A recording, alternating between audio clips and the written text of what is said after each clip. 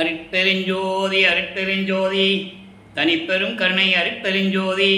எல்லா உயிர்களும் இன்புற்று வாழ்க, வள்ளல் மலரடி வாழ்க வாழ்க, கொல்லா விரதம் குவளை எல்லாம் ஓங்குக, நல்லோர் நினைத்த நலம் பெறுக, நன்றி நினைத்த எல்லோரும் வாழ்க இசைந்து. உலக மக்களே, அறிவார்ந்த அன்பர்களே, ஆண்மநேய ஒருமைப்பாடுடைய அன்பர்களே, வல்லப்பமான நம்ம கருளிய திருவுட்பாவிலிருந்து அருட்பெருஞ்சோதி ஆண்டவருடைய திருவிளையாடல்களை பார்த்து கொண்டிருக்கிறோம். இந்த பிரபஞ்சம் தோன்றிய காலத்திலிருந்தே, அதாவது அருட்பெருஞ்சோதி ஆண்டவர் ஆதியம் அந்தமில்லா தோன்றிய இறைவன், சுயமாக தோன்றிய இறைவன் உலகங்களை படைத்து, அந்த உலகங்களை இயக்கக்கூடிய தலைவர்களை படைத்து, அதாவது பிரம்மன், திருமால், ருத்திரன், மகேஸ்வரன், சதாசிவம் போன்ற பதத்தலைவர்களை படைத்து, அவங்களுக்கு தேவையான தொழில்களை கொடுத்து, படைத்தல், காத்தல், அழித்தல், மறைத்தல், அருளல் போன்ற தொழில்களையும் கொடுத்து இந்த பிரபஞ்சத்தை இயக்க வைத்தார்கள். இந்த பிரபஞ்சத்தில் தோன்றிய 4 யுகங்களிலுமே, கிரேத யுகம், திரேத யுகம், துவார யுகம், கலியுகம், இந்த 4 யுகங்களுக்குமே முடிந்துவிட்ட நிலையில் இந்த சமயங்களும் மதங்களும் மார்க்கங்களும் முடிந்துவிட்டன. கலியுகம் 1900 ஆண்டுகளிலே முடிந்துவிட்டது என்பதை நமது பிள்ளை பெருமானவர்கள் தெளிவாக நமக்கு அருளியிருக்கிறார்கள். இப்படி யுகங்களும், அந்த யுகங்களிலே தோன்றிய சமயங்களும் மார்க்கங்களும் மதங்களும் முடிவடைந்த நிலையில் இந்த உலக மக்களுக்கென்று ஒரு யுகம் வேண்டும், அதான் ஒளி யுகம். இப்போ நம்ம ஒளி யுகத்தில் இருந்துகிட்டு இருக்கோம். அதை வல்லப்பமானவர்கள் சதுர யுகம், சக்தி யுகம் என்று கூறுவார்கள். இந்த ஒளி யுகத்திலே ஒரு மார்க்கம் வேண்டும், உலக மக்களுக்கு ஒரு மார்க்கம் வேண்டும். அந்த ஆன்மீக மார்க்கம் சமரசமாக இருக்க வேண்டும். எல்லோரும் ஒற்றுமையுடனும் முரண்பாடுகள் இல்லாமலும் சமரசமாக இறைவன் ஒருவனே என்ற நிலையில் ஏற்றுக்கொண்டு அந்த நிலையில் வாழ வேண்டும். உலக மக்களெல்லாம் இன்புற்று இருக்க வேண்டும் என்பதற்காகவே அருட்பெருஞ்சோதி ஆண்டவர் சுத்த சன்மார்க்கத்தை நிறுவி அதை தன் மகன் கையில் ஒப்படைத்து இயக்க வைக்க வேண்டும் என்பதற்காகவே தனது மகனை இந்த பூலோகத்தை வருவிக்க செய்தார் அருட்பெருஞ்சோதி ஆண்டவர். தன் மகனை வருவிக்க செய்ய உற்று எப்படியெல்லாம் தன் மகனை ஆட்கொண்டார் என்பதையும், இந்த சமயங்களும் மதங்களும் மார்க்கங்களும் முடிந்து விட்டாலும் கூட உலக மக்கள் இன்னும் அதையே பின்பற்றி கொண்டிருக்கிறார்கள்.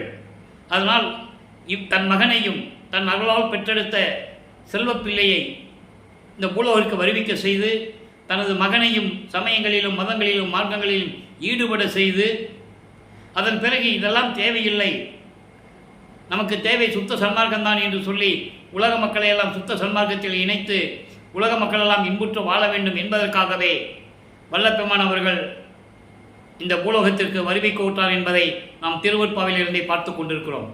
அதற்கான சான்றுகள் அருட்பெருஞ்சோதி அகவலிலே உண்டு. ஆன்ற சன்மார்க்கம் அணிபெற என்னைத்தான் ஈன்று அமுதளித்த இனிய நற்றாயே. அதாவது சிறந்த ஒப்பற்ற நிலையில் இருக்கின்ற இறைவனால் ஏற்படுத்தப்பட்ட சுத்த சன்மார்க்கத்திலே உலக மக்களை எல்லாம் இணைத்து உலக மக்களெல்லாம் இன்புற்று வாழ வேண்டும் என்பதற்காகவே என்னை இந்த பூலோகத்திற்கு வருவிக்க செய்தார் அருட்பெருஞ்சோதி ஆண்டவர் என்பதை தெளிவாக நமக்கு அருளியிருக்கிறார்கள். உலகியலில் விளக்கம் வேறு, உலகியலிலே அவரை பற்றி சொன்ன விளக்கங்கள்லாம் வேறு. நம்ம வளர்ப்பமான் திருவொற்பாவிலே என்ன கூறியிருக்கிறாரோ அந்த விளக்கங்களை பார்த்து கொண்டிருக்கிறோம். அகத்தை கருத்து புறத்தை வெளுத்திருந்த உலக அனைவரையும் சகத்தை திருத்தி சன்மார்க்கத்தை அடைவித்திட அவரும் யுகத்தை பரத்தை பெற்று மகிழ்ந்திடுவதற்கென்றே என்னை உகத்தே இறைவன் வருவிக்க உற்றேன், அருளை பெற்றேனே என்று கூறுவார். இந்த உலக மக்களை எல்லாம் முரண்பாடுகளும் வேறுபாடுகளுடன் வாழ்ந்து கொண்டிருக்கின்ற உலக மக்களை எல்லாம் ஒன்றாக்கி அவர்களுக்கு சுத்த சன்மார்க்கத்தை கொடுத்து சுத்த சன்மார்க்கத்தில் சேர்த்து அவங்களும் இந்த உலகிலே இன்புற்று வாழ வேண்டும், மகிழ்வோடு வாழ வேண்டும் என்பதற்காகவே இந்த கலியுகத்தில் என்னை வருவிக்க செய்தார் அருட்பெருஞ்சோதி ஆண்டவர் என்று கூறுகிறார். கலியுகம் முடிந்துவிட்டது. ஆனால் வல்லப்பமானவர்கள் வருவிக்க விட்டது கலியுகத்தில் 1823 ஆண்டு 5/10/1823 ஆண்டு நமது பிள்ளை பெருமானவர்கள் இந்த பூலோகத்திற்கு ஒரு தாயின் வழியாக வருவிக்க உற்றார். இந்த நிலையை பார்த்து கொண்டிருக்கிறோம். அப்போ 1823 ஆண்டு தொடங்கிய அருட்பெருஞ்சோதி ஆண்டவருடைய திருவிளையாடல் 30/1/1874 ஆண்டுகள் வரை 51 ஆண்டுகள் நடந்து கொண்டிருக்கிறது. இந்த 51 ஆண்டுகளையும் அருட்பெருஞ்சோதி ஆண்டவர் 8 ஆண்டுகளாக பிரித்து தன் மகனுக்கு அருளை கொடுத்து கொண்டிருக்கிறார். அதை தான் திருவொற்பாவிலிருந்தே பார்த்து கொண்டிருக்கிறோம். ஒரு தாயின் கருவறையிலே இருக்கும்போது எப்படி திருவிளையாடல் நடந்தது, தில்லையிலே சிதம்பர ரகசியத்தை தனக்கு தனது தந்தை அருட்பெருஞ்சாண்டவர் எப்படி வெட்ட வெளியாக காட்டினார் என்பதையும் நாம் ஏற்கனவே விளக்கமாக பார்த்து விட்டோம்.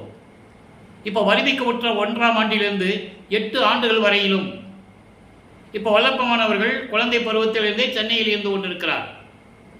வறுமைக்கு உற்றதனால் ஏற்பட்ட சொந்தங்களோடு அங்கே சென்னையிலே இருந்து கொண்டிருக்கிறார். அப்போ 1ஆம் ஆண்டிலிருந்து 8 ஆண்டுகளுக்குள் என்ன நடந்தது என்பதை நாம் ஏற்கனவே தெளிவாக பார்த்து விட்டோம்.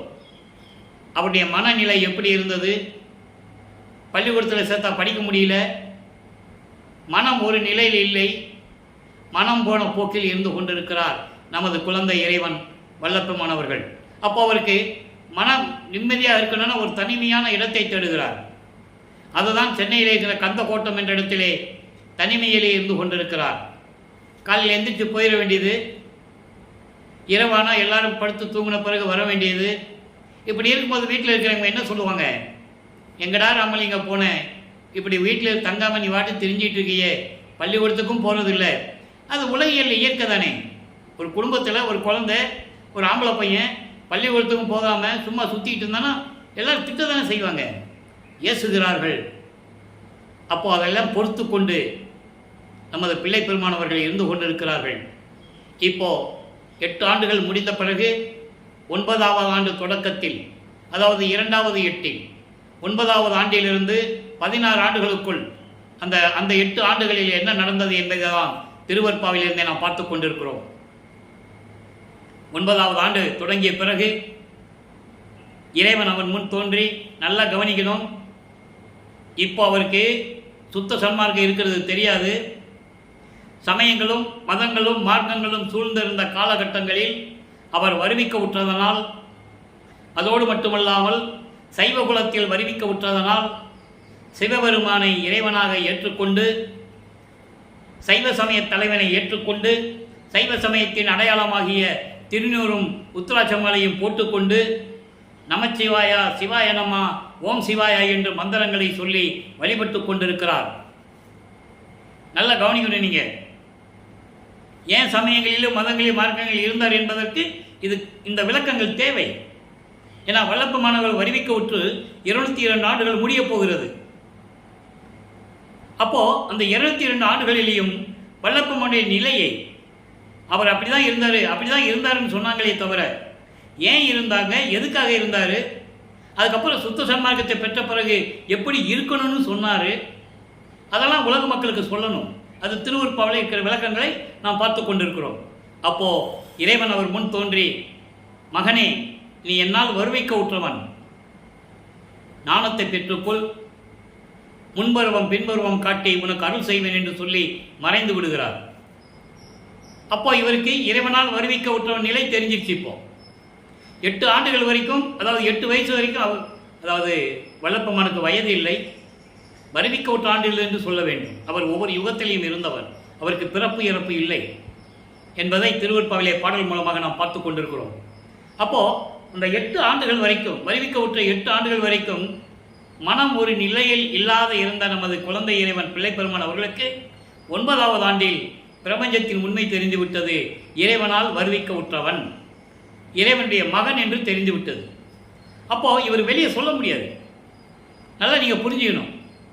இவரை யார் திட்டினாலும் சரி, ஏசினாலும் சரி, கேலி பண்ணாலும் கிண்டல் செஞ்சாலும் சரி, இவர் நான் இறைவனுடைய பிள்ளை அப்படின்னு சொல்ல முடியாது. அந்த நிலையில் இருக்கும்போது திருவருள் முறையீடு உதயமானது. அங்கே 232 பாடலுடைய விளக்கத்தை பார்த்து விட்டோம். இப்போ பதிகம் 7 வடிவுடை மாணிக்கமலை என்ற பதிகத்திலிருந்து பாடல்களை பார்த்து கொண்டிருக்கிறோம். காரணம், அந்த 232 பாடல்களிலும் சிவபெருமானிடம் எப்படியெல்லாம் முறையீடு செய்கிறார் என்பதையும் எல்லாம் பார்த்து விட்டோம். ஆனால் சிவபெருமான் இவர் முன் தோன்றி அருளை கொடுக்கவில்லை. அதனால் வடிவுடை அம்மனை பற்றி பாடலாம், அந்த அம்மாக்கிட்ட போய் எதாவது பாடினா ஏதாவது கிடைக்குமான்னு சொல்லி வடிவுடை மாணிக்கம் பற்றி பாடுகிறார். அது வடிவுடை மாணிக்கமலை என்ற பதிகமாக நமக்கு அருளி இருக்கிறார்கள். அம்மையை பற்றி எப்படி பாடுகிறார் என்பதை பார்ப்போம். இன்று 6வது பாடல். மொத்தம் 100 பாடல்களை கொண்டது. ஒவ்வொரு பாடலிலும் அம்மனை பற்றி எப்படி பாடுகிறார், எப்படி முறையீடு செய்கிறார், தனக்கு எப்படி அருளை வேண்டும் என்று கேட்கிறார் என்பதை தான் நாம் தொடர்ந்து பார்த்து கொண்டிருக்கிறோம். நல்லா பாருங்க. உன் நேர் அருள் தெய்வம் காணேன். ஏன்னா சிவபெருமானை பற்றி பாடியாச்சு, ஒரு பதில் இல்லை. இப்போ அம்மனை பற்றி பாடுறாரு, வடிவுடையம்மனை பற்றி பாடுறாரு. உன் சேர் அருள் தெய்வம் காணேன், மனத்தும் உரைக்கப்படா பொன்னே, அப்பொன் அற்புத ஒளியே, மலர் பொன் வணங்கும் அன்னே, எம் ஆறு உயிருக்கு நேர் உயிரே, ஒற்றை எம்பதிவாள் மன்னேரிடம் வளர் மின்னே, வடிவுடை மாணிக்கமே. எப்படி வர்ணனை செய்கிறார் பாருங்க. அதாவது உனக்கு நிகராக அருள் வல்லமைப்படுத்த தெய்வம் யாருமே இல்லை என் அம்மையே. அப்படி அருளுடைய அம்மையே, மனதால் சொல்லக்கூடிய அளவுக்கு இருக்கின்ற என் தெய்வமே, என் அம்மையே, என் பொன்னே தங்கமேன் கொஞ்சிறார் தன் அம்மையாரை, வடிவுடையம்மனை. பொன்னே, அப்பொன் அற்புத ஒளியே, பொன் போன்று ஒளிந்து கொண்டிருக்கின்ற அற்புதமான தெய்வமே, தெய்வ பெண்ணே, மலர் பொன் வணங்கும் அன்னே. மலர் பொன் வணங்கும் அன்னை என்பது செந்தாமரை மலரில் வீற்றிருக்கக்கூடிய சரஸ்வதி. செந்தாமலரில் வீற்றிருக்கிற சரஸ்வதி வணங்கக்கூடிய தெய்வமே என் தாயே என்று கூறுகிறார். இந்த விளக்கத்தை சொல்லும்போது ஒரு அற்புதமான இடத்தை நான் குறிப்பிட கடமைப்பட்டிருக்கிறேன். இவர் இப்போ என்ன சொல்கிறாரு, சரஸ்வதி உன்னை வணங்கக்கூடிய நீ இறைவன், நீ இறைவின்னு சொல்கிறார். சரஸ்வதி உன்னை வணங்கி கொண்டிருக்கிறாள் அப்படின்னு சொல்கிறாரு. சுத்த சன்மார்க்கத்தை பெற்ற பிறகு இதே சரஸ்வதி அருட்பெருஞ்சோதி ஆண்டவராகிய வல்லற்பமானை வணங்குவார். அந்த பாடல் இருக்கு பாருங்க. சரஸ்வதி வல்லற்பமானை எப்படி வணங்குகிறார்கள், சரஸ்வதியும் லட்சுமியும் எப்படி வணங்குகிறார்கள் என்பதை நான் எடுத்து சொல்ல கடமைப்பட்டிருக்கிறேன். காரணம், வல்லற்பமானுடைய அருள் நிலையை இந்த உலக மக்களுக்கு தெரியப்படுத்த வேண்டும். பாடல்களிலே உண்டு, நல்ல கவனிங்க. அதாவது அன்பு மாலை என்ற ஒரு பதிகம் இருக்கிறது 4ஆம் திருமுறையிலே. அதன் விளக்கத்தை எல்லாம் பார்த்து விட்டோம். அதில் ஒரு பாடல் சொல்லுவார். அதாவது 18வது பாடல் அன்பு மாலையில் பதிகம் 1, 18வது பாடலில் 3, 4, 5, 6 இந்த 4 வரிகளில் சொல்லுவார். 4 வரிகள் என்ன சொல்கிறாருன்னா, இரு நிதிய திருமகளிர் இருவரும் சுத்த சன்மார்க்கத்தை பெற்ற பிறகு, இவர் இறைவனான பிறகு இந்த பிரபஞ்சமே அவரை பார்த்து வணங்கி கொண்டிருக்கிறது. இருநிதிய திருமகளிர் இருவரும் என்னை வணங்கி. இருநிதிய திருமகளிர் யாரு? கல்விக்கு அதிபதி சரஸ்வதி, செல்வத்துக்கு அதிபதி லட்சுமி. இவங்க 2 பேரும் என்னை வணங்கி இசைந்திடும் வந்தனம் அப்பா என்று. இசைந்திடும்னா 2 பேரும் ஒன்னா சேர்ந்து இவரை வணங்கி அப்பா என்று மகிழ்ந்து இசைவித்து பெருநிதி வாய்த்திட என் முன் பாடி ஆடும் பெற்றி அழைத்தனை. அப்பாட்ட சொல்றாரு அருட்பெருஞ்சோதி. இவர் மனம் நிலை ஒரு நிலையில் இல்லாத போது அவங்க 2 பேரையும் கூப்பிட்டு, அருட்பெருஞ்சோதி ஆண்டவர் என் மகனின் முன்னால் பாடி ஆடி அவரை வணங்க வேண்டும் என்று கூறுகிறார். அதை இங்க சொல்றாரு, மலர் பொன் வணங்கும் அன்னையே. அதோடு மட்டுமில்லை, 6ஆம் திருமுறையில் ஒரு இடத்துல சொல்லுவார், திருமடைந்தமாறு இருவர். யாரு? லட்சுமியும் சரஸ்வதியும். எப்படி? என் எதிரே நடிக்க செய்து, என் எதிரே பாடி ஆட செய்து அருளி என் சிறுமையெல்லாம் தீர்த்த தனி சிவமே என்று கூறுவார். அதோடு மட்டுமல்ல, பிரமனும் திருமாலும் இன்றும் வல்லற்பமானை வணங்கி கொண்டிருக்கிறார்கள் என்பதை பாடலிலே நாம் பார்த்திருக்கிறோம் ஏற்கனவே. அதை நீங்கள் நல்லா மனசில் வச்சுக்கணும். இப்போ பாருங்க, இந்த நிலையில் இருக்கும்போது லட்சுமி வணங்கக்கூடிய என் தெய்வமே, என் அம்மையே, என் 6 உயிருக்கு உயிரே, திருவொற்றியூரிலே வாழுகின்ற மன்னனிடம், திருவொற்றியூரில் இருக்கின்ற தியாகராஜ பெருமானிடம் இடது பக்கமாக அமர்ந்து இருக்கின்ற வடிவுடை மாணிக்கமே, அருள்வாயாக, விரைவில் எனக்கு அருள்வாயாக என்று கூறி அம்மையை பற்றி பாடுகிறார். இப்போ நிலைகள் மாறுகிறது. இப்போ இந்த நிலையில் இருந்து கொண்டிருக்கும் போது ஞானத்தை பெற்ற பிறகு 13வது ஆண்டில் வருவிக்க உற்று 13வது ஆண்டில் அவர் சென்னையில் ஏழுகணர் பகுதியிலிருந்து அங்கே தான் இருக்கிறாங்க. அந்த இடத்துல இருந்து திருவொற்றியூருக்கு வரணும். அப்போ வல்லற்பமான் நடந்து தான் வரணும். அவருக்கு வேறு சக்திகளே கிடையாது. அப்போ பறக்கிற சக்தி, ஒரு நொடிப்பொழியிலே அண்டங்களை கடந்து போகிற சக்தியெல்லாம் அப்போ அவருக்கு கிடையாது. அது எப்படி வாங்கினார் என்பதை நம்ம ஏற்கனவே விளக்கத்தில் பார்த்துருக்கோம். ஒவ்வொரு பாடலில் வரும்போது அதை நம்ம பார்த்துட்டு இருக்கோம். இப்போ நடந்து போகிறாரு. அப்போ வல்லற்பெருமான் அவர்களுக்கு வருவிக்க விட்டு 13 ஆண்டுகள் ஆகிறது. போகிறாரு, தியாகராஜனை பற்றி பாடுகிறார். எழுத்தறியும் பெருமான் மாலை என்ற பதிகத்திலிருந்து பார்த்து கொண்டிருக்கிறோம். ஏற்கனவே 26 பதிகங்களை நாம் பார்த்து விட்டோம். ஒவ்வொரு பதிகத்திலும் எப்படியெல்லாம் இறைவனை வேண்டினார் என்பதையும், திருவொற்றியூரில் கிடைக்காதது திருமுல்லை வாயிலுக்கு போனால் கிடைக்குமா, இறைவன் அருளை கொடுப்பாரான்னு சொல்லி திருமுல்லை வாயிலில் போய் மாசிலாமணி மாசிலாமணி என்று உருகி பாடியதையும், அங்கேயும் எந்தவித பலனும் இல்லாமல் திருவழித்தாயம் என்ற ஒரு இடத்திலே வந்து இறைவனை பற்றி பாடியதையும் எல்லாம் பார்த்து விட்டோம்.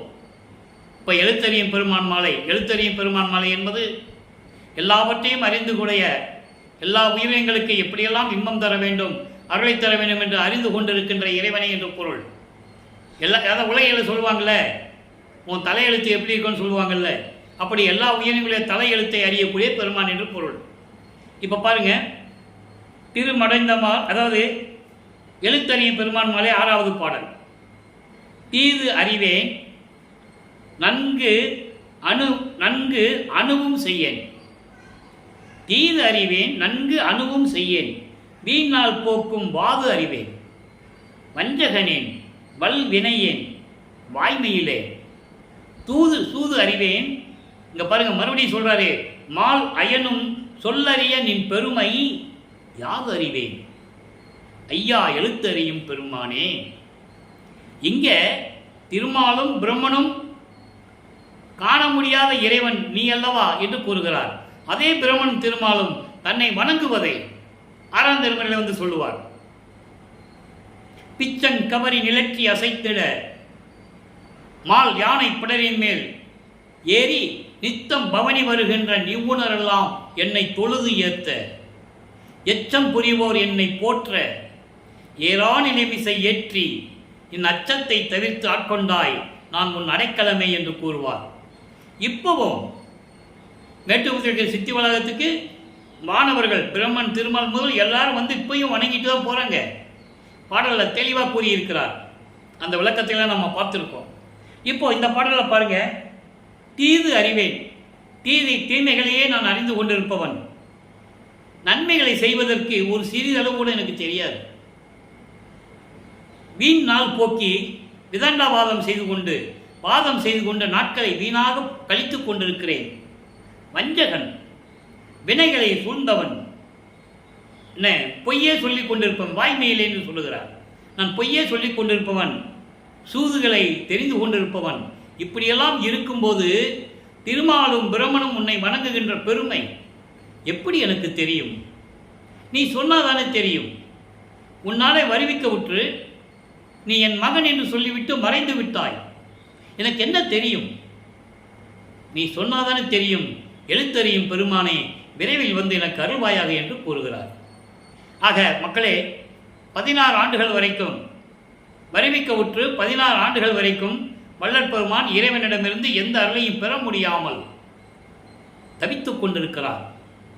மனம் வேதனைப்பட்டு துன்பப்பட்டு கொண்டிருக்கிறார். அதோடு மட்டுமில்லாமல் அவருக்கு ஏற்பட்ட இன்னல்கள், வீண் பேச்சுகள், கேலி கிண்டல்கள் எல்லாவற்றையும் பொறுத்து கொண்டு என்றாவது ஒரு நாள் இறைவன் மீது கருணை காட்டுவான் என்று சொல்லி அந்த நிலையில் இருந்து கொண்டிருக்கிறார்.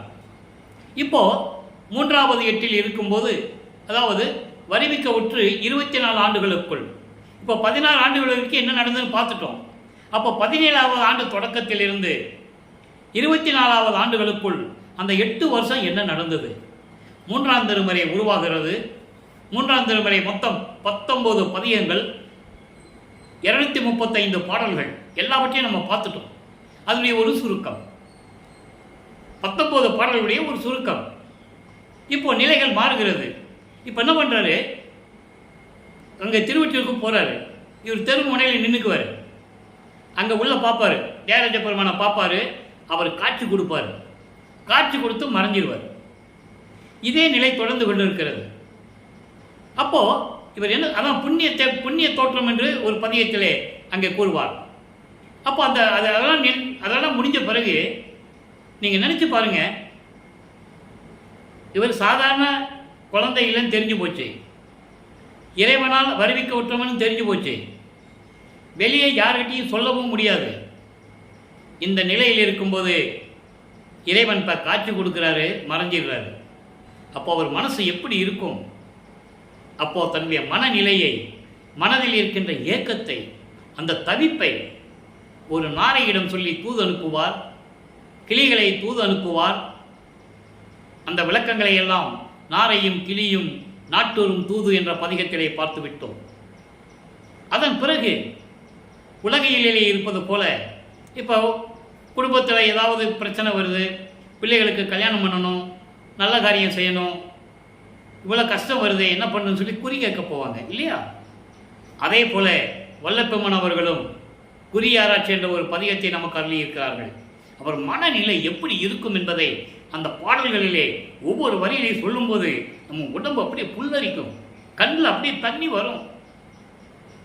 இவ்வளவு நமது ஒரு குழந்தை, அதாவது ஒரு இறைவன் குழந்தை பருவத்திலிருந்தே எவ்வளவு துன்பத்தை அனுபவித்துக் கொண்டிருக்கிறார். இறைவனுடைய திருவிளையாடல் எப்படியெல்லாம் நடந்துகிட்டு இருக்கு, அதை நினைக்கும் போது நமக்கே கண்ணில் தண்ணி வந்துடும். அப்போ குறியாராய்ச்சி ஒரு குறைத்தி பெண்ணிடம் போய் குறி கேட்பது போல அந்த பாடலையும் அருளி இருப்பார்கள். ஒரு பிரயோஜனம் இல்லை. அப்புறம் ஜோதிட நாடல் என்ற ஒரு பதிகம், அங்கே போய் ஒரு பூணூல் போட்ட உத்தமரே, நீங்கள் ஜோசியம் சொல்லுவதில் வல்லவர் என்று கேள்விப்பட்டேன். என் இறைவன், என்னை ஆட்கொண்ட இறைவன் இன்னும் வந்து எனக்கு காட்சி கொடுக்கவில்லை, வருவாரா வரமாட்டாரா எனக்கு தெரியவில்லை, எனக்கு ஒரு ஜோதிடம் பார்த்து சொல்லுங்க என்று சொல்லுவது போல அந்த பாடல்களெல்லாம் அருளியிருப்பார்கள். தன் மனநிலையை உலக மக்களுக்கு தெரிவித்திருப்பார்கள். கடைசியில் 19வது பதிகத்தில் இவரை பார்த்த உடனே இவர் பார்த்துக்கிட்டே இருப்பார். இதெல்லாம் அவருக்கு வேலை. தினமும் வீட்டிலேருந்து கிளம்பி போக வேண்டியது, அங்கே கோயிலே இருக்க வேண்டியது, பாட வேண்டியது, இறைவன்கிட்ட எந்த அருளையும் பெற முடியல. அப்போது இந்த நிலையில் இருக்கும்போது பார்த்துக்கிட்டே இருக்கிறாரு. அங்கே காட்சி கொடுக்குறார். காட்சி கொடுத்துட்டு அப்படியே வந்துக்கிட்டு இருக்காரு. இவருக்கு ஒரே சந்தோஷம். இன்றைக்கி எப்படி நமக்கு கட்டி பிடிச்சி அருளை கொடுத்துருவாரு, எப்படி ஆசீர்வாதம் பண்ணுவாருன்னு நினச்சிக்கிட்டு இருக்கிறாரு. பக்கத்தில் வந்த உடனே அப்படியே யூட்டர்ன் போட்டு அப்படியே திரும்பி பார்க்காம ஓடி போயிடுவார். யாரே? சிவபெருமான். நமது பிள்ளை பெருமானவர்களை பார்த்து சிவபெருமான் தெருவழியாக ஓடுகிறார். இவங்கிட்ட சிக்கக்கூடாது, சிக்கினா இவன் கேட்குற கேள்விக்கு பதில் சொல்ல முடியாது, இன்னும் ஆண்டுகள் இருக்குது, இன்னும் 17 ஆண்டுகள் இருக்குது. இந்த நிலை ஏற்படும் போது சிவபெருமான் தெருவழியாக இவரை பார்த்து ஓடும்போது வல்லப்பெருமானவருக்கு 24 ஆண்டுகள் ஆகிறது. 51 ஆண்டுகளில் 24 ஆண்டு போயிடுச்சுன்னா மிச்சம் 17 ஆண்டுகள் பாக்கி இருக்கு. இப்போ இவங்கிட்ட சிக்கக்கூடாதுன்னு சொல்லிட்டு ஓடுறாரு. இவரும் பின்னாலே ஓடுறாரு. எப்பா ஓடாத, இறைவா ஓடாத, பின்னாலே ஓடுறாரு. ஓட்டத்தை பிடிக்க ஒண்ணாதே என்று கூறுவார். அவன் ஓட்டத்தை பிடிக்க முடியுமா?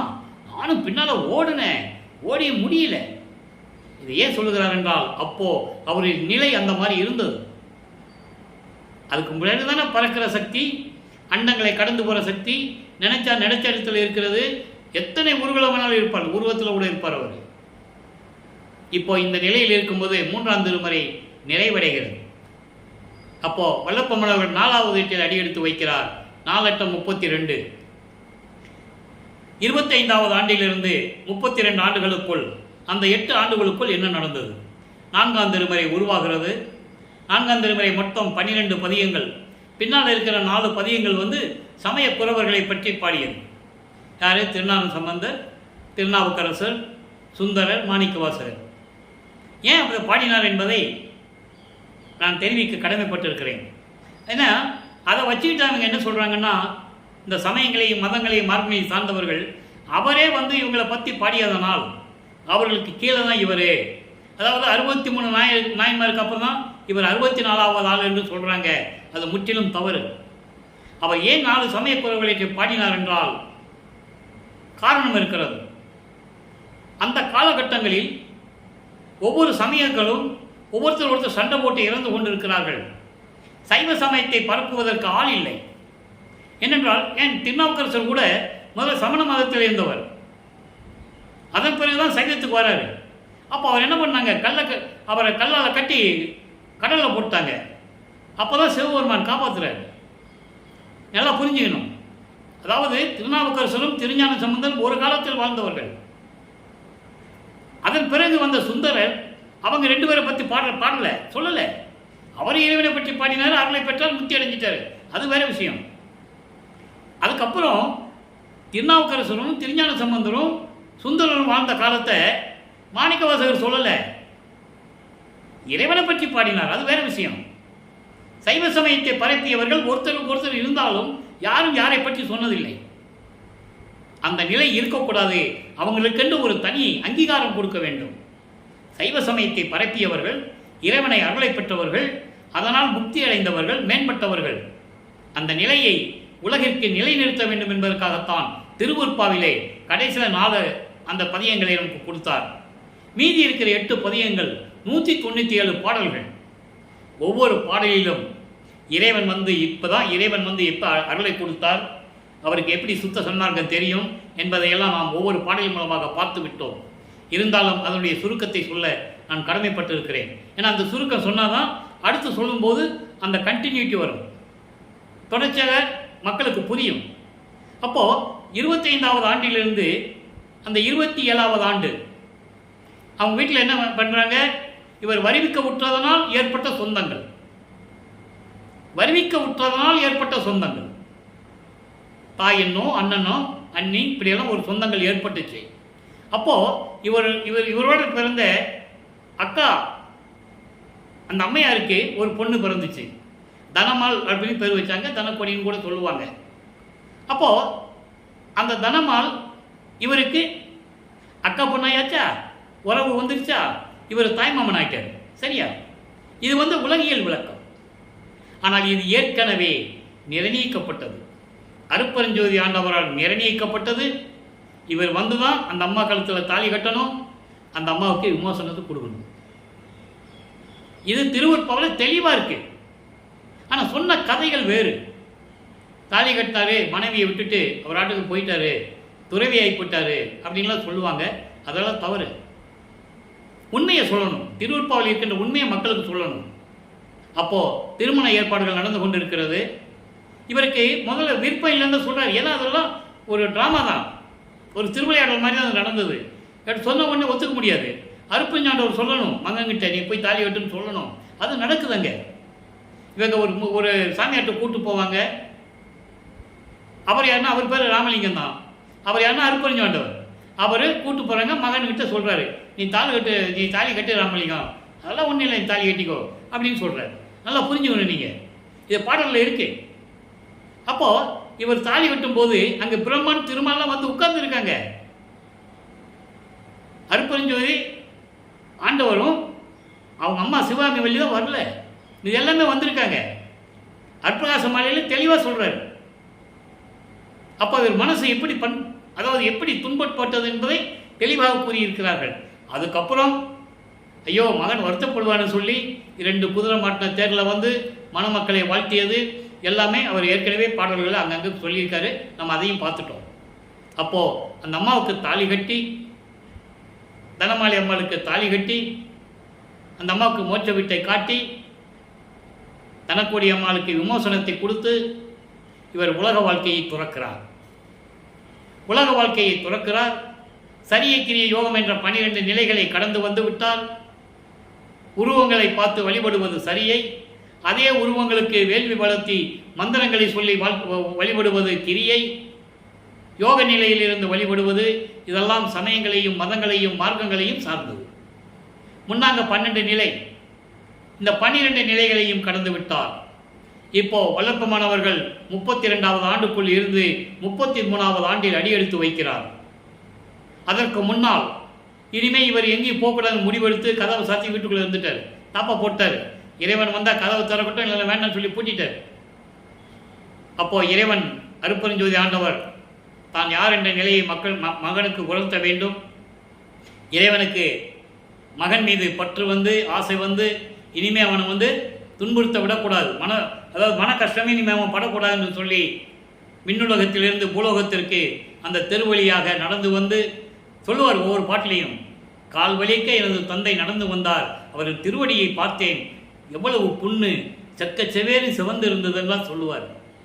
அவர் ஏன் அப்படி வந்தாருன்னா, அவன் நம்ம நேராக போய் கதவை திறந்தோம்னா அவனை மகனை வந்து சாந்தப்படுத்த முடியாது, அவன் மனம் சாந்தமடையாது. அதனால் தெருவில் நடந்து வந்த மாதிரியே அவனுக்கு காட்டணும் நல்லா புரிஞ்சுக்கணும் நீங்கள். அந்த மாதிரி கதவை அவரே திறந்து ஒரு கால் உள்ளே வச்சு ஒரு கால் வெளியே வச்சு மகனை அழைத்து, இதை நான் ஏன் ஒவ்வொரு நாள் சொல்கிறேன்னா அது சூட்சுமம் இருக்கிறது. ஏன் வீட்டுக்குள்ளே போகாமல் ஒரு கால் உள்ளே வச்சு ஒரு கால் வெளியே வச்சார் சொல்லணும்ல, உலக மக்களுக்கு சொல்லணும்ல. இவர் நினச்சது அவர் உள்ளே வந்தாச்சுன்னா பூட்டிடணும், இனிமேல் விடக்கூடாதவனை அப்படின்னு சொல்லி இவர் தீர்மானம் பண்ணிட்டு இருக்கிறாரு. யாரே நம்ம வளர்ப்புமானவர்கள். அவருக்கு தெரியும்ல, மகன் நிலை அவருக்கு தெரியும்ல, இவன் உள்ளே போனால் பூட்டிடுவான்னு சொல்லி தான் அப்படி இருக்கிறார் அவர். அதை பாடலில் சொல்கிறாரு. அப்போது இருக்கிற அதாவது ஒவ்வொரு நாளும் எப்படி அருளை கொடுத்தார் என்பதை 100 பாடலில் சொன்னதை நம்ம பார்த்துட்டோம். இப்போது வெள்ளாடை அணிந்து முக்காடு போட்டு எல்லாவற்றையும் துறந்து விட்டார். இப்போ சுத்த சன்மார்க்கத்தை வாங்குவதற்காக தத்துவங்களை கடந்து, அந்தங்களை கடந்து, சரிய கிரிய யோகம் என்ற 12 நிலைகளையும் கடந்து சுத்த சிவஞான விலைக்கு சென்று கொண்டிருக்கிறார். அதற்கு முன்னால் இங்கே வரும்போதே அவருக்கு ஏம சித்தி, தத்துவ சித்தி, தத்துவங்களை எப்படி ஜெயிக்கணும், அதுக்கு தான் தத்துவ வெற்றின்னு பேர். அந்த பதியங்கள்லாம் நம்ம பார்த்துட்டோம். இவற்றையெல்லாம் கொடுத்து விட்டு மகனை நீ அங்கே வா, அவனுக்கு சுத்த சன்மார்க்கம் தரணும்னு சொல்லி மறைஞ்சிட்டார். இவர் சுத்த சன்மார்க்கம் வாங்குவதற்காக அங்கே மேலே சென்று கொண்டிருக்கிறார். அந்த நிலைகளெல்லாம் மெய்யொருள் வியப்பிலையும் தனித்திரு அலங்களையும் எப்படியெல்லாம் சொல்லியிருந்தார் என்பதை நாம் ஏற்கனவே ஒவ்வொரு நாளும் பார்த்து விட்டோம். இப்போவும் நம்ம பார்த்துக்கிட்டு இருக்கோம். இன்றைக்கு கூட அந்த பாடல் உண்டு. எப்படி அவர் போகும்போது, எப்படி கடந்து போகும்போது என்னென்ன சிக்கல் வந்தது, அந்த சிக்கலை எல்லாம் அருட்பெருஞ்சாண்டவர் எப்படி நீக்கி தன் மகனை கூட்டு போனார், அப்படிலாம் நீக்கி நம்ம பார்க்க போகிறோம். அப்போ இந்த நிலையில் இருக்கும்போது இவர் சுத்த சன்மார்க்கத்தை வாங்குவதற்காக அங்கே போகிறாரு. அங்கே சத்தியஞான சபை இருக்குது, பொற்சபை சிற்சபையோட சத்தியஞான சபை இருக்குது. அந்த சத்தியஞான சபை தான் இங்கே மக்களுக்காக நிறுவியது. அந்த விளக்கத்தை நம்ம பின்னால் பார்க்க போகிறோம். இப்போ வல்லப்பமானவர்கள் 5வது எட்டில் இருந்து கொண்டிருக்கும் போது இந்த நிகழ்வுகள்லாம் நடந்துகிட்டு இருக்கு. அதாவது 33வது ஆண்டிலிருந்து 40 ஆண்டுகளுக்குள் என்ன நடந்தது அதை நம்ம எல்லாமே பார்த்துட்டோம். அதனுடைய சுருக்கத்தை தான் நான் சொல்லிக்கிட்டு இருக்கேன். அப்போது அங்கே மகனை வரவேற்கிறார் அருட்பெருஞ்சோதி ஆண்டவர். அதுக்கு முன்னால் இவர் சத்தியஞான சபைக்குள்ள அந்த போவதற்கு முன்னாலேயே முதல்ல தேவர்கள் தான் நிற்கிறாங்க. அதன் பேர் சப்தர்கள் சக்திகள் நிற்கிறாங்க. அதுக்கு முன்னால் பிரம்மன், திருமால், ருத்திரன், மகேஸ்வரன் போன்ற பதத்தலைவர்கள்லாம் நிற்கிறாங்க. உள்ளே போக முடியாது, படிக்கு கீழே தான் நிற்கிறாங்க.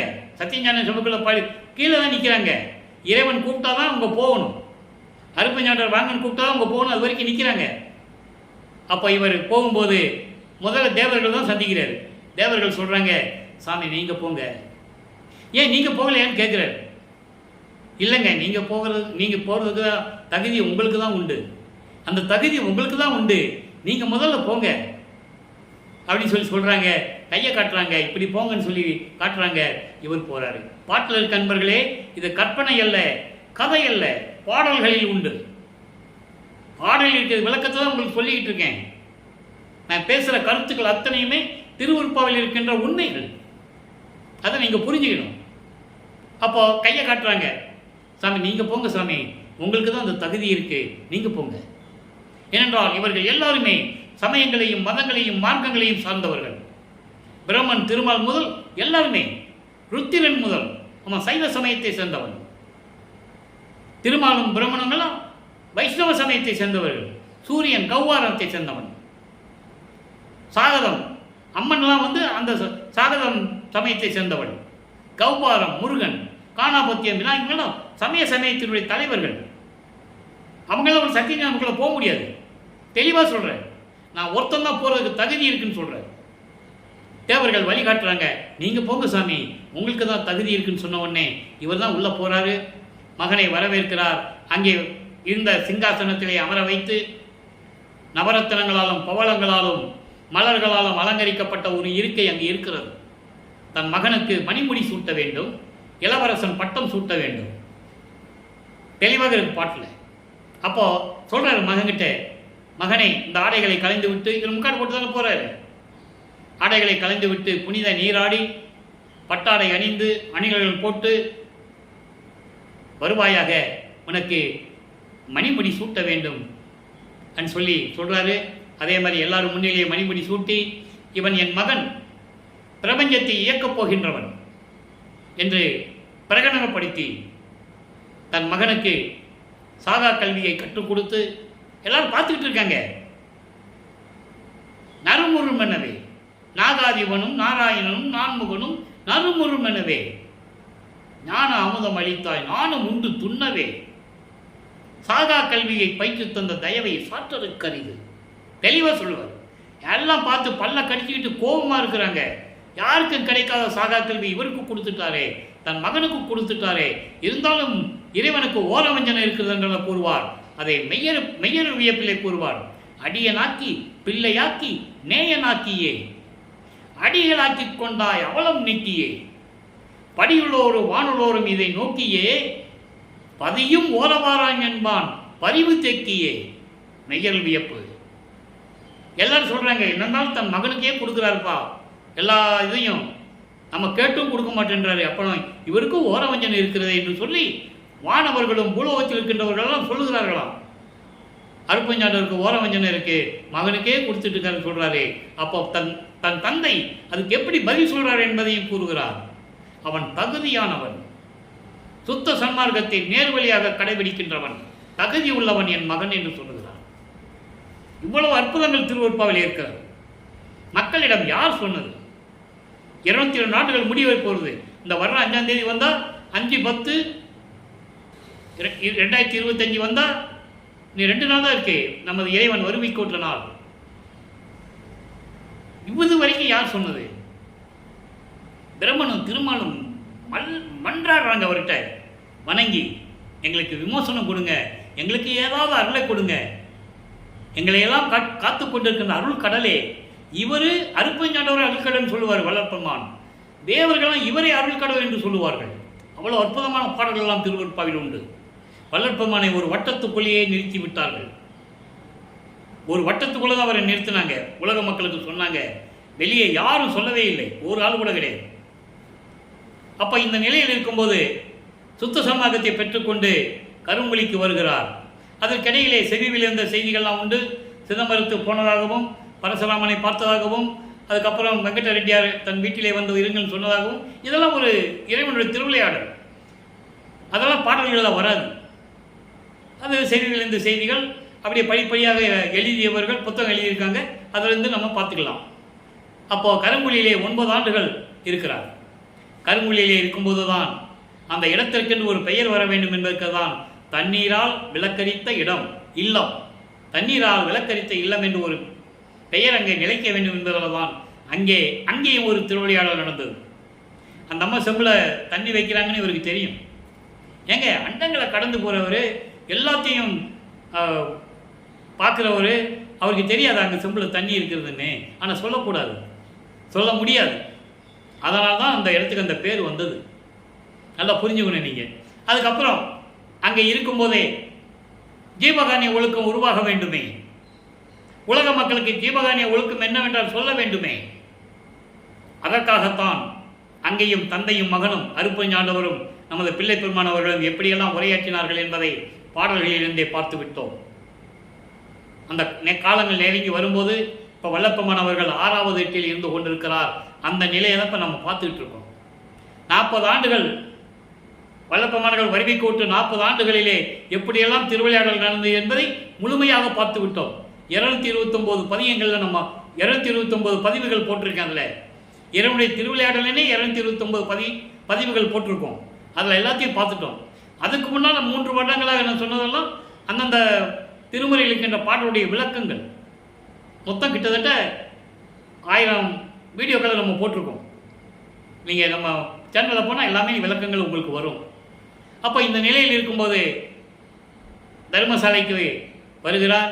ஒரே நாளிலே பார்வதி ஒரு மக்கள் அருளிய அதாவது தானமாக கொடுத்த அந்த இடத்திலே 1867ஆம் ஆண்டு 23/5/1867ஆம் ஆண்டு தர்மசாலையை ஒரே நாளிலே நிறுவி அன்றைய அணைய அடுப்பை மூட்டி மக்களுக்கு பசியை போக்கிக் கொண்டிருக்கிறார் நமது இறைவன் வல்லற்பெருமான் அவர்கள். நான் ஏன் இறைவன் என்று குறிப்பிடுகிறேன் என்றால் அதுக்கும் நான் விளக்கம் கொடுத்திருக்கிறேன். அவர் ஏற்கனவே இறைவனாகவே வருவிக்கவுற்றவர். சுத்த சன்மார்க்கத்தை உலக மக்களுக்கு சொல்ல வேண்டும் என்பதற்காகவே வருவிக்கவுற்றவர். அவர் அருப்பெருஞ்சாண்டவருடைய மகன், அருப்பெருஞ்சாண்டவருடைய ஒரு கூறு, ஒரு பகுதி. அதை நல்லா புரிஞ்சுக்கணும்.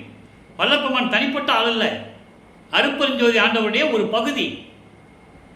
எப்படி திருவிளையாடல்களிலே சிவபெருமானுடைய திருவிளையாடல்களிலே பார்வதி உடம்பிலே பாதியாக இருக்கிறார்களோ அதே போன்று அருட்பெருஞ்சோதி ஆண்டவருடைய அருளிலே ஒரு பகுதியாக இருக்கின்றவர் வள்ளற்பெருமான்.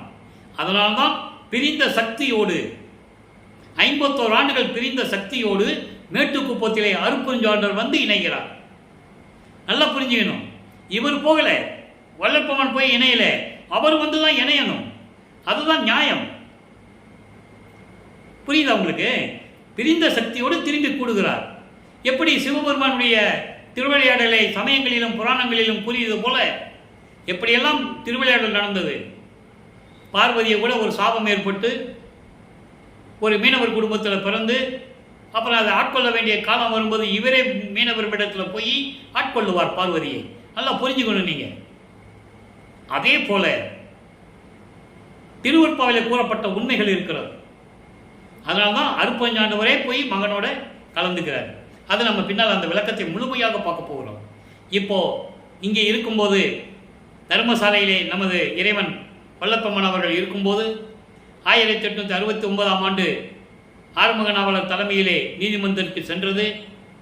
அவரை மறுப்பா என்று அறிவிக்க வேண்டும் என்ற நிலையை மாற்றி இது மக்களுக்கு ஏற்றது என்று நீதிபதியிடம் தீர்ப்பை பெற்றுக்கொண்டு இங்கே தர்மசாலைக்கு வந்து இருந்து கொண்டிருக்கும் போது எப்படியெல்லாம் திருவிளையாடல் நடந்தது என்பதை செவி வெளிவந்த செய்திகள் கூட, அதாவது இந்த சங்கராச்சாரியர் வந்தது, ஒரு சின்ன பையனை பேச வச்சது, இதெல்லாம் இங்கே தான் நடந்தது. அதன் பிறகு உத்தரஞான சிதம்பரம் மாலை உருவானது. அந்த பாடல்களிலிருந்து எப்படியெல்லாம் விளக்கம் கொடுத்தார் என்பதை நாம் ஏற்கனவே பார்த்து விட்டோம். இப்போ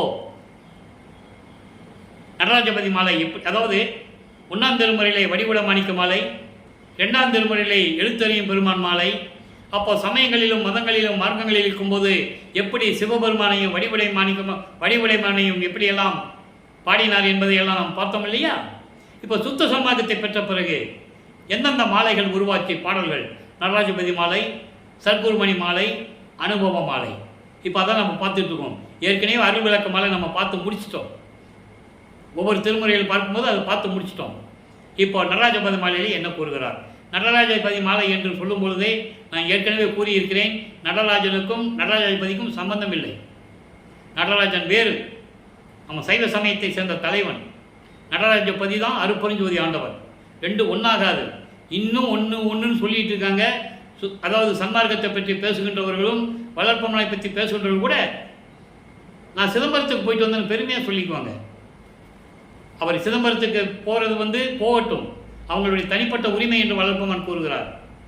சமயங்களையும் மதங்களையும் மார்க்கங்களையும் சார்ந்தவர்கள் பல கோயில்களுக்கு சென்று வருவார்கள், அது அவர்களுடைய உரிமை, தனி சுதந்திரம்.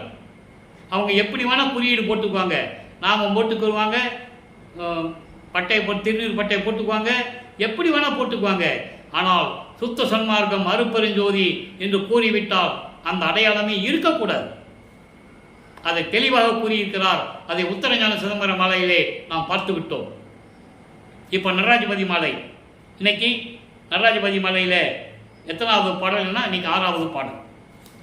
6வது பாடல் பாருங்க என்ன சொல்றாரு. அற்புதமான நிலை. சுத்த சன்மார்க்கத்துடைய தலைவன் நடராஜபதி. நடராஜபதி என்பது அருட்பெருஞ்சோதி ஆண்டவர். நல்லா புரிஞ்சுக்கணும் நீங்க. ஏன்னா சிதம்பரத்தில் போய் மகாமந்திரம் சொல்ல முடியாது, மகாமந்திரம் சொல்ல முடியாது, பெரிய பெரிய ஒன்றாகும். அதை நீங்கள் புரிஞ்சுக்கணும். இப்போ பாருங்க, புவியிலே புவியின் அடியிலே முடியிலே அம்மண்டலம் தன்னிலே அகலத்திலே அகலத்திலே புவியின் அகிலத்திலே அவைக்கான முடிவானதிலே விம்புறவே நிறைந்து ஆங்கு அவை நிகழ்ந்திட விளக்கும் அவை அவையாகி. நான் பாடலை சொல்லிடுறேன், விளக்கு ரொம்ப எளிமை, பாடல் உங்களுக்கு புரியாது, விளக்கு ரொம்ப எளிமையாக இருக்கும். அவை அவையாகிய மேலும் அவை அவையாகி அவை அவை அல்லாத ஒரு மெய்நிலையும் ஆன பொருளே. இந்த 4 வரியும் ஒரே இறைவனை பற்றி சொல்றது தான். அதாவது இந்த பூலோகத்திலே, இந்த உலகத்திலே கீழே மேலும் என்று இல்லாதபடி ஒரே பரிபூர்ணமாக இருக்கின்றது தானே.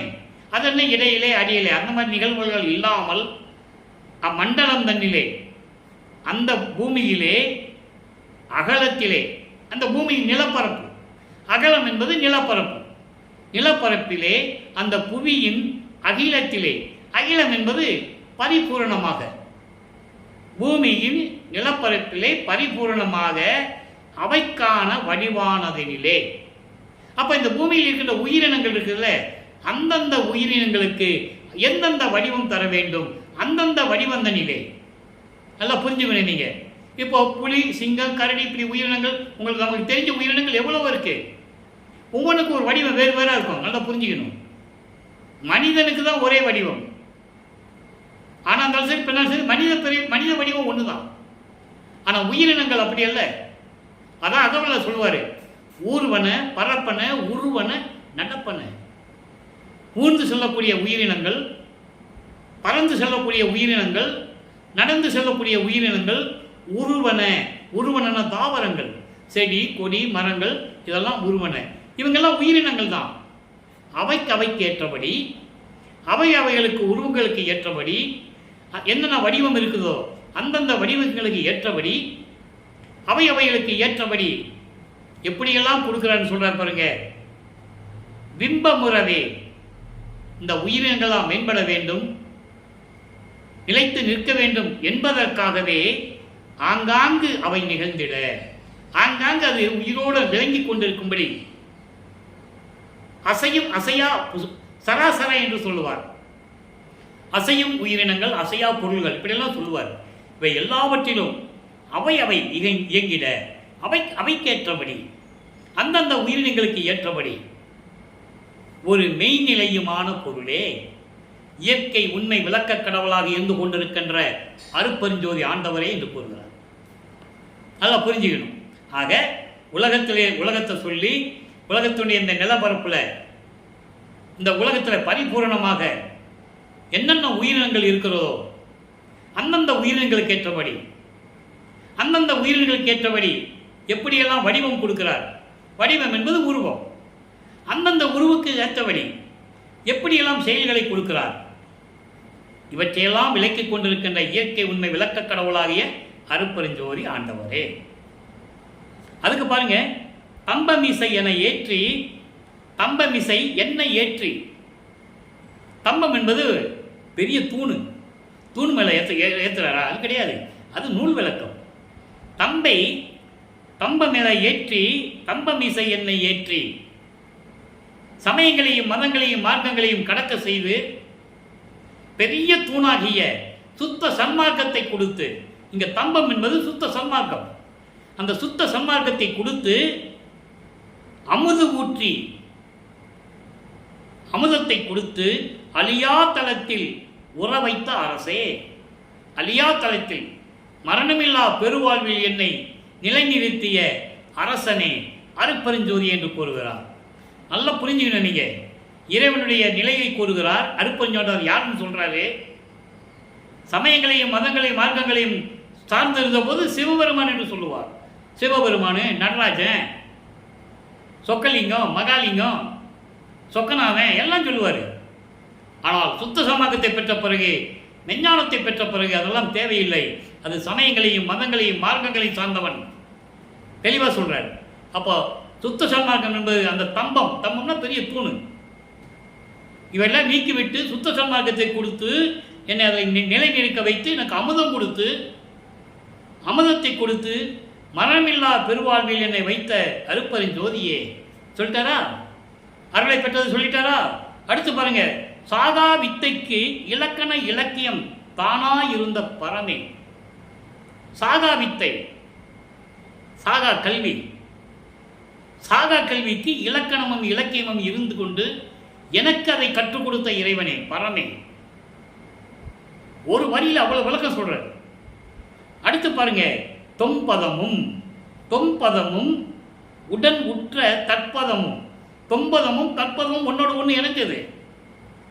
தொம்பதம் என்பது உயிர் நேயம், உயிர் அனுபவம், உயிர் இரக்கம்,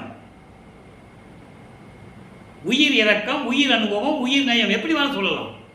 அதோடு சேர்ந்த மெஞ்ஞானம், அதோடு சேர்ந்த மெஞ்ஞானமும் அசிபத சுகமும். அசிபதம் என்பது சச்சிதானந்த சுகம், சச்சிதானந்த சுகம் என்பது சிவ அனுபவம், அதுதான் பேரின்பம். இறைவனுடைய பேரின்பம் ஒருமை இன்பம் என்று சொல்லுவார். அதை தான் சொல்றாரு, அசிவத சுகமும் ஒன்றான சிவமே, உயிர் நேயமும் உயிரிறக்கமும் கொண்ட, அதோடு சேர்ந்த விஞ்ஞானமும் கொண்ட, பேரின்பமாக இருந்து கொண்டிருக்கின்ற அருப்பெருஞ்சோதி ஆண்டவரே. சிவமே என்பது அருப்பெருஞ்சோதி ஆண்டவர். அதுக்கு பின்னால் சொல்றாரு பாருங்க, அதை சுத்த சிவ சன்மார்க்க நிதியே சொல்லிட்டாரா. அதனால தான் நான் முதலேருந்தே சொல்கிறேன், 4 ஆண்டுகளாக நான் யூடியூப்பில் பேசிகிட்டு இருக்கேன், சிவன் வேறு சிவன் வேறு. சிவன் சமய சைவத்தை சேர்ந்த தலைவன், சிவன் அருப்பெருஞ்சோதி ஆண்டவர், அந்த நிலைகள் எல்லாம் கடந்த இறைவன். அதனால சொன்னாரே, சாதியும் மதமும் சமயமும் பொய்யென ஆதியில் உணர்த்திய அருப்பெருஞ்சோதி. சாதியும் மதமும் பொய்யென, சாதியும் சமயமும் காண ஆதி அனாதயம் அருப்பெருஞ்சோதி. பொறித்த மதமும் சமயமும் பொய்யே. ஞானசரியில் சொல்லுவாரே, ஞானசரியில் நமக்கு பாடல்கள் நிலுவையில் இருக்கு. அதை ஏன் சொல்லலைன்னா, நீங்கள் மேட்டுக்குப்பம் வரும்போது வல்லப்பமானவர்கள் தர்மசாலையை விட்டு அங்கே மேட்டுக்குப்பம் சென்று அங்கே இருக்கும்போது தான் நம்ம அதை சொல்லணும். கொடிப்பாட்டு பெருபதேசம் இங்கே ஞானசரியை கொடுத்துட்டு எப்படி இறைவன் தன்னோடு வந்து கலந்தார்ன்றதை நம்ம அங்கே வச்சு சொல்ல போகிறோம். அப்போ இப்படியெல்லாம் இருக்கின்ற இறைவனே அடுத்து சொல்கிறா பாருங்க, அருப்பெருஞ்சோதி நடராஜ பதியே சொல்லிட்டாரா. நடராஜன் வேறு, நடராஜ பதி வேறு. அருப்பெருஞ்சோதி நடராஜ பதியன்னு சொல்லிட்டார். சரி, இப்போ சர்க்குருமணி மாலை ஒரு பதிகம் உருவாகிறது. 98வது பதிகம் 6வது பாடல். ஒவ்வொரு பாடலுக்கும் ஒரு தொடர்பு உண்டு. 6 அந்த நிலைகளின் அனுபவ நிறைவே. 6 அந்தங்கள், ஒவ்வொரு வரியாக சொல்கிறேன் விளக்கம். 6 அந்தங்கள் என்பது கலாந்தம், யோகாந்தம், போதாந்தம், நாதாந்தம், வேதாந்தம், சித்தாந்தம். ஒவ்வொன்றுக்கும் ஒரு நிலைகள் இருக்கிறது. கலாந்தம் என்பது கலைகளின் முடிவு, யோகாந்தம் என்பது யோக நிலைகளின் முடிவு, போதாந்தம் என்பது மெஞ்ஞான நிலைகளின் முடிவு, நாதாந்தம் மன எல்லைகளுக்கு அப்பாற்பட்டு இருக்கின்ற நிலை, வேதாந்தம் மன எல்லைகளுக்கு உட்பட்ட நிலை, சித்தாந்தம் என்பதுதான் அது ஒரு தனியான நிலை, அனுபவம் சேர்ந்த நிலை, கடவுள் நிலையை சேர்ந்த நிலை. அதுதான் அந்த 6 அந்தங்களுடைய அனுபவத்தினுடைய இறைவனே அது அதுவாய். இங்கே அது அதுவாய் என்பது அந்தந்த அந்தங்களின் விளக்கங்களுக்கு ஏற்றபடி சத்தியஞான சபையில் விளங்கிக் கொண்டிருக்கின்ற இறைவனே அருப்பெருஞ்சோதியே. அந்த சத்தியஞான சபை கூறு அந்த நிலைகளும், அதாவது இந்த அந்தங்களில் ஏற்பட்ட இந்த பாகங்கள் இருக்கிறதுல ஒவ்வொரு பாகம் அதான் கூறுன்னு சொல்ற. ஒவ்வொரு பாக நிலைகளும் ஒரு நிலைதான். எனவே கூறி என் உள்ளத்தில் குலவிய கழிப்பே. இங்க பாரு, ஒவ்வொன்றும் தனித்தனியா சொல்லிட்டு இருக்கு. அப்படிலாம் இல்லை, ஒரே நிலைதான். அந்த நிலைதான் அனுபவ நிலை. அதுதான் அனுபவ மாலையில் சொல்லுவார். அதுதான் ஒரே நிலை என்று கூறி என் உள்ளத்தில் மகிழ்ந்து கொண்டிருக்கின்ற இறைவனை. அப்ப இறைவன் எங்க இருக்காருன்னு சொல்லிட்டாரு, இறைவன்கிட்ட எப்படியெல்லாம் கத்துக்கிட்டாரு சொல்லிட்டாரு. இந்த பாடலாம் இந்த வரியில வந்துருச்சு. அடுத்து பாருங்க, பேரிந்த நெறி என காட்டி எந்தனையே பெருநெறிக்கு ஏற்றிய ஒரு பெரும்பொருளே, இதுதான் பேரின்பமான நெறி என்று சொல்லி, இதே சுத்த சன்மார்க்க நெறி, பெருநெறி, பெருநெறிதான் பேரின்பமான நெறி என்று எனக்கு சொல்லி, அப்படி சுத்த சன்மார்க்கத்தை கொடுத்து என்னை மேலேற்றிய அருப்பெருஞ்சோதியை என்று கூறுகிறார். அடுத்து பாருங்க, சாறு எந்த நாட்களும் விளங்கும் ஓர் வடல்வாய் தனி நடராஜ என் சற்குருமணியே. இனிமே எல்லா நாட்களுமே திருநாட்கள் தான், எல்லாமே இனிமே திருநாட்கள் தான் என்று கூறி, இனிமேல் எல்லா நாட்களும் திருவிழா கோலமாக விளங்கும் என்று சொல்லி, அங்கே அழகான சத்தியஞான சபையிலே அருள்நடனம் செய்து கொண்டு திருவிளையாடல் செய்து கொண்டிருக்கின்ற தனி நடராஜனே.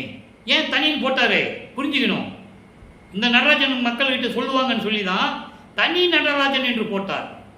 தனி நடராஜன் அருப்பெருஞ்சோதி, ஒப்பற்ற நிலையில் இருக்கின்ற இறைவன் சற்குருமணியை என்று கூறுகிறார். அடுத்து பாருங்க, தனித்திரளங்கள் 110வது பதிகம் 2வது பாடல். நல்ல கவனிங்க, அற்புதமான பாடல். முன்பாடு பின்பயன் தந்திடும் எனவே உரைக்கின்றோர் மொழிகள் எல்லாம் இன்பாடும் இவ்வுலகில் என் அறிவில் இல்லை. அதனால் எல்லாம் வல்லோய் அன்போடு திருப்பொதுவில் ஆடுகின்றோய் அருப்பெருஞ்சோதி அழித்து காத்தல் முன்பாடும். அப்ப இது என்ன தெரியுது? இன்னும் அருப்பெருஞ்சோதி அவர் வாங்கல. தர்மசாலையில் இருக்கிற வரைக்கும் அவர் கையில் இன்னும் அருப்பெருஞ்சோதி வாங்கல. அப்ப அருப்பெருஞ்சோதி எங்க வாங்கினாரு? மேட்டுக்குப்பத்தில் அருப்பெருஞ்சோதி வாங்குவாரு, திருவருள் செங்கோலைச்சை வாங்குவாரு. அதுக்கப்புறம் தான் அருப்பெருஞ்சாண்டவர் இவரோட கலந்துக்குவார். அதெல்லாம் அந்த விளக்கத்தில் நம்ம அங்கே கொடுக்க போகிறோம். அப்போ என்ன சொல்றாருன்னா, அதாவது முன்னால செஞ்சதுதான் பின்னால் பா அப்படின்னு சொல்லுவாங்கல்ல உலகில். முன்னால என்ன தப்பு பண்ணியோ இப்போ நீ அனுபவிக்கிற. கஷ்டப்படுறவனை பார்த்து சொல்லுவாங்க, நல்லா இருக்கிறவனை பார்த்து செல்வ செழிப்போடுகிற பார்த்து சொல்லுவாங்க, முன்னால் நீ நன்மையே செஞ்சிருப்ப, அதனால் இப்போ நீ செழிப்பா இருக்கிற அப்படின்னு சொல்லுவாங்கல்ல. அதே போல முன்பாடு பின்பயன் தந்திடும் எனவே அப்படியெல்லாம் வரும் என்று சொல்லுவார்கள்ல. அந்த பழமொழி எல்லாம் பேசுகின்ற இவ்வுலகில் என் அறிவுக்கு எட்டவில்லை, என் அறிவுக்கு எட்டவில்லை.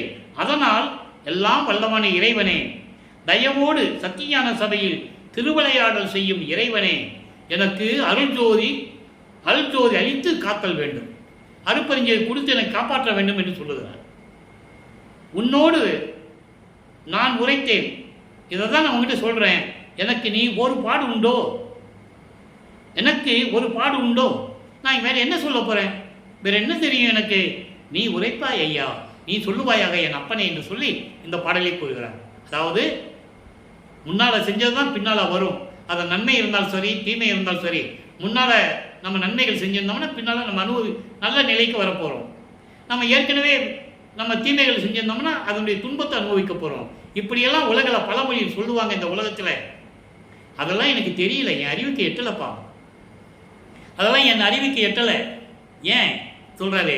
நான் சமயங்களையும் மதங்களையும் மார்க்கங்களையும் நீ இருக்க சொன்ன இருந்தேன், அதனால் எனக்கு என்ன பலன் கிடைக்கும்னு எனக்கு தெரியல. அப்போ நீ தான் என்னை காக்க வேண்டும். நீ சொல்லி தான் நான் அங்கே இருந்தேனே, நீ சொல்லி தான் நான் அங்கே இருந்தேன். அதுக்காக தான் சொல்றாரு அருப்பெருஞ்சோதி கொடுத்து என்னை காக்க வேண்டும் என்று கூறுகிறார். அடுத்து மெய்யல் வியப்புல 2வது பாடல் பாருங்க. இங்கே தான் சொல்லுவார் பாருங்க, எப்படி சுத்த சன்மார்க்கத்தை கொடுத்து எங்கே போறாருன்னு சொல்றாரு. இங்கே 2வது பாடல், இங்கு ஓர் மலையின் நடுவில் உயர்ந்த தம்பம் நணுகவே. சமயங்களும் மதங்களும் மார்க்கங்களும் சூழ்ந்திருந்த காலகட்டங்களில், நான் ஏற்கனவே சொல்லியிருக்கேன், நூல் விளக்கம் வேறு, வரி விளக்கம் வேறு, இறைவன் கொடுத்த சுத்த சன்மார்க்க விளக்கம் வேறு. அதாவது எங்க பார்த்தாலும் சமயங்களும் மதங்களும் மார்க்கங்களும் சூழ்ந்துகிட்டு இருக்கு. அப்போ எனக்கு உயரமான ஒரு தூணு எனக்கு தெரியுது. எது? சுத்த சன்மார்க்கம். சுத்த சன்மார்க்கம் தெரியுதா? அது மேலே நான் போய்கிட்டே இருக்கேன். போக போக அது ஒரு நூல் மாதிரி அப்படியே போய்கிட்டு இருக்கு. அது மேலே எப்படி போறது? நான் அப்போ தயங்கிக்கிட்டு இருந்த போது சுத்த சன்மார்க்கத்தை நான் பெற்ற பிறகு கடவுள் நிலையை அடைய வேண்டும், கடவுள் நிலையை அறிந்து அமயமாக வேண்டும். அந்த நிலை எப்படி போகுதுன்னு எனக்கு தெரியல. அந்த காலகட்டங்களில் அப்பொழுது திகைத்து நடுக்கும் போது, என்னாகுமோ ஏதாகும்னு நினைச்சிட்டு இருக்கும்போது என் நடுக்கம் நீக்கி அதன் மேல் உயர்ந்த நிலையில் வைத்தாய் அடிமையாக்கியே. அடிமை என்ன? ஏற்றுக்கொண்டு அதன் மேல் என்னை நிறுத்த வைத்தாய். எங்க? கடவுள் நிலை அறிந்த அம்மையமாகின்ற நிலையிலே எனக்கு இருக்க வைத்தாய் என்று கூறுகிறார். இப்ப ஒரே ஒரு விளக்கம் நண்பர்களே, அனுபவ மாலை 147வது பதிகம், அனுபவ மாலை 6வது பாடல். முதல்ல நான் பாடலை சொல்லிடுறேன், விளக்கத்தை சுருக்கமாக சொல்லிடுறேன். அன்னம் முன்ன அழைக்கின்றாய் தோழி, இங்கே தன்னை மனைவியாகவும் இறைவனை கணவனாகவும், தன்னை தலைவியாகவும் இறைவனை தலைவனாகவும் வர்ணனை செய்து தோழியிடம் சொல்லுவது போல உலக மக்களுக்கு தெரிவிக்கிறார். அன்னம் முன்ன அழைக்கிறாய் தோழி, இங்கே நான் தான் அம்பலத்திலே ஆடுகின்ற அண்ணல் அடிமலர்த்தேன் உண்ண நினைத்து உண்டேன். என் உள்ளத்தே வாழும் ஒரு தலைமை பெருந்தலைவருடைய அருள் புகழாம் இன்னமுதில் என்னுடைய அன்பெரும் நரும் கனியில் இதமும் என் தனி கணவர் ஒரு காட்சி என்னும் ஓர் கண்ணல் உள்ளே தனித்து எடுத்த தேம்பாகும் கலந்தே கழித்து உண்டேன் பசி சிறிதும் கண்டிலேன் உள்ளகத்தே. இது பாடல். இந்த பாடலை விளக்கம் பாருங்க, எளிமையா இருக்கும். அதாவது நீ என்னை சாப்பிடுவான்னு கூப்பிடுற, தோழியிடம் சொல்லுவது போல உலக மக்கள் சொல்றாரு, என்னை சாப்பிட வாங்கன்னு கூப்பிடுறாங்க. நான் எப்படி சாப்பிட முடியும்? எனக்கு ஏது பசி? அங்கே சத்தியஞான சபையிலே திருவிளையாடல் செய்து கொண்டிருக்கின்ற எனது தந்தை அருப்பெருஞ்சோதி ஆண்டவனுடைய அருளை பெற்றுக்கொண்டு அந்த அமுதம் சாப்பிட்டவன் நான், அந்த அமுதம் உண்டவன் நான். எனக்கு ஏது பசி? எனக்கு தேவையில்லை. என் உள்ளத்தில் வாழக்கூடிய ஒரு தலைமை பெரும்பதியாக அருட்பெருஞ்சோதி ஆண்டவருடைய அருள் புகழை நான் பாடிக்கொண்டிருக்கிறேன். அதோடு மட்டுமல்ல, அது எப்படி இருக்குது தெரியுமா? தேன்பாகில தேன் கலந்தா எப்படி இருக்குமோ அதுபோல என் தனி கணவர் உரு காட்சி. என் தனி கணவர் என்ன? அருட்பெருஞ்சோதி ஆண்டவருடைய உரு என்னது? ஜோதி வடிவம். அந்த ஜோதி வடிவத்தை நான் பார்க்கும்போது எப்படி இருந்தது தெரியுமா? நல்ல விளைந்த கரும்பிலை சாறு எடுத்து தேன் கலந்து அதை உண்டால் எப்படி இருக்குமோ அதுபோல நான் இறைவனுடைய அருளமுது உண்டவன். எனக்கு ஏது பசி? பசி சிறிதும் கண்டிலன் உள்ளத்தே. எனக்கு பசியே கிடையாதுன்னு சொல்றேன். அருளமுதம் உண்டவர் அவர். உலகியலிலே அவரை பற்றி சொன்னதெல்லாம் என்னென்னமோ சொன்னாங்க. அவர் உண்டதே இல்லை. தாயின் கருவறையிலேருந்து அவர் எதுவுமே சாப்பிடவில்லை. ஆனால் ஒரு இடத்தில் சொல்லுவார், இவரை யாருன்னு தெரியறதுக்கு முன்னால, நான் உண்ட உணவெல்லாம் முன்னாளில் நான் உண்ட உணவெல்லாம் அமுதமாயிற்று என்று சொல்லுவார். சுத்த சன்மார்க்கத்தை பெற்ற பிறகு அவர் அருள் அமுதம் உண்டவர். மதிமண்டல தமுதம் சோரக்கும் அவருக்கு. உள்நாக்கில் பசின்னு சொன்னவொடனே உள்நாக்கு வழியா அவருக்கு அமுதம் சுரக்கும். அவருக்கு பசி ஏது? தூக்கம் ஏது? சத்தியஞான சபையில் ஏது? அவருக்கு சமையலறை இருக்கா? குளியலறை இருந்ததா? அங்கே சித்தி உலகத்தில் சமையலறை இருக்கா? குளியலறை இருக்கா? இவர் எப்படி சாப்பிட்டாரு? எப்படி குடித்தார்? யோசிக்கணும்ல. தப்பு தப்பாக பேசிட்டு இருக்கிறாங்க. கிடையாது. அவர் அருளமதம் உண்டவர். தாயின் கருவறையிலிருந்து அருளமதம் உண்டவர் என்பதை இங்கே பதிவு செய்து இன்றைய திருவிளையாடலை இதோடு நிறைவு செய்கிறோம். நாளையும் தொடரும். எனவே அன்பர்களை, நீங்களாம் சுத்த சன்மார்க்கத்தில் இணைந்து அருட்பெருஞ்சோதி அருட்பெருஞ்சோதி தனிப்பெருங்கனி அருட்பெருஞ்சோதி என்ற மகாமந்திரத்தை உச்சரித்து இறைவனுடைய அருளையும் செல்வங்களையும் எல்லாம் பெற்றுக்கொண்டு நீங்கள் மரணமில்லா வாழ்வில் நோயற்ற வாழ்வில் வாழ வேண்டும் என்று கூறி இறைவனுடைய தயவாலையும் கருணையாலையும் வாழ்த்தி இந்த வள்ளலார் ஊழியன் விடைபெறுகிறேன். நன்றி, வணக்கம். அருட்பெருஞ்சோதி அருட்பெருஞ்சோதி தனிப்பெருங்கருணை அருட்பெருஞ்சோதி. நாளையும் இறைவனுடைய திருவிளையாடல் தொடரும். கண்டு மகிழ்ந்து இறைவனுடைய அருளை பெற்றுக்கொள்ளுங்கள்.